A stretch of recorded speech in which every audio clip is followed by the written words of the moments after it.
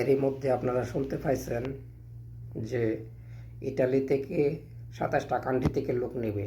আলহামদুলিল্লাহ,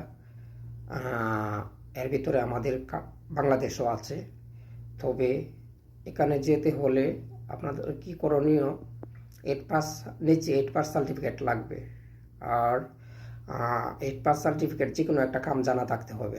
এর ভিতরে ধরেন plumber, electrician, welding, AC fridge, এই কাজগুলো যদি জানা থাকে ভালো, কারণ এই কাজগুলো আপনার যে কোনো কান্ট্রিতে চলে। আর এইসব লোকই বেশি নেই, বিশেষ করে ওয়েল্ডিং, এসি টেকনিশিয়ান, আর ড্রাইভারিংও আছে এর ভিতরে।